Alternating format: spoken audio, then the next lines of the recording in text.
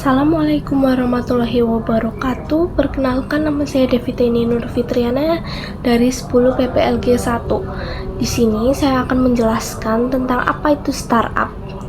Secara startup sendiri, startup adalah badan usaha rintisan yang baru saja berjalan dan berfokus pada pencarian serta pengembangan target pasar. Perusahaan startup yang akan saya bahas yaitu Bukalapak. Bukalapak sendiri yaitu suatu situs pembelanjaan online. Pertama-tama, saya akan membahas tentang sejarah Bukalapak. Bukalapak didirikan oleh 3 pemuda Indonesia pada tanggal 10 Januari 2010. Tujuan awal dibuat situs ini sangat mulia demi memberi wadah bagi UKM di Indonesia. Secara UKM sendiri mempunyai peran penting dalam proses memajukan perkembangan perekonomian di Indonesia. Karena melihat kebutuhan masyarakat dan pesatnya teknologi informasi menjadikan situs ini mudah berkembang pesat. Hal ini semakin tampak ketika banyak investor yang akhirnya tertarik untuk memberikan modal pada Bukalapak. Mulai dari Batavia Inkubator, Greenventures di tahun 2012, hingga masih banyak investor lainnya. Pada akhirnya, seiring berjalannya waktu, Bukalapak sendiri mencatat nilai transaksi yang semakin tinggi. Situs ini mempunyai peran penting di mana menjadi wadah untuk jual beli berbagai sepeda hingga aksesoris dan lainnya. Itu dia sejarah singkat tentang Bukalapak. Di sini saya akan membahas tentang perkembangan Bukalapak.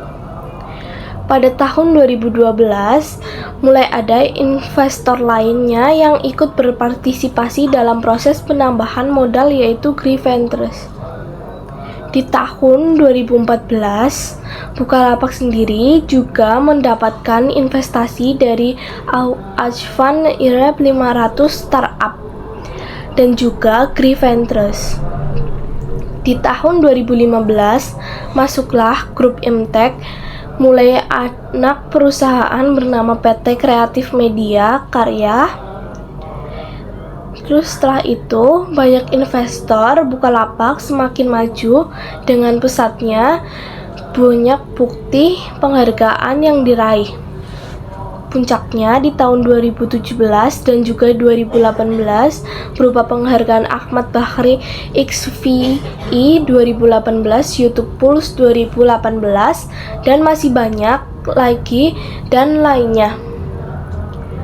Di tahun 2019 menjadi tahun yang cukup berat untuk situs ini. Di tahun ini, seorang perantas yang mengklaim telah mencuri data dari pengguna Bukalapak. Namun, untuk Bukalapak sendiri mengklaim jika tidak ada data nasabah yang dicuri hingga ada cobaan berat menjelang akhir tahun 2019. Adanya PHK pada karyawan Bukalapak yang kabarnya mencapai ratusan yang terjadi di bulan September 2019. Kabar mengejutkannya lagi, pada tahun 2020, Ahmad Zaki yang dulunya sebagai CEO Bukalapak pada akhirnya digantikan oleh Rahmat Khaimuddin. Sekarang ini Bukalapak telah berkembang dan juga berinovasi menjadi situs yang lebih baik lagi demi memudahkan kebutuhan penggunaan dari segala bidang usaha.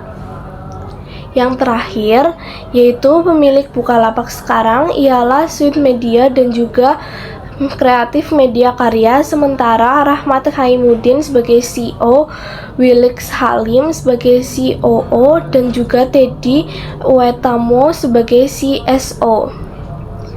Itu dia tentang beberapa perkembangan Bukalapak.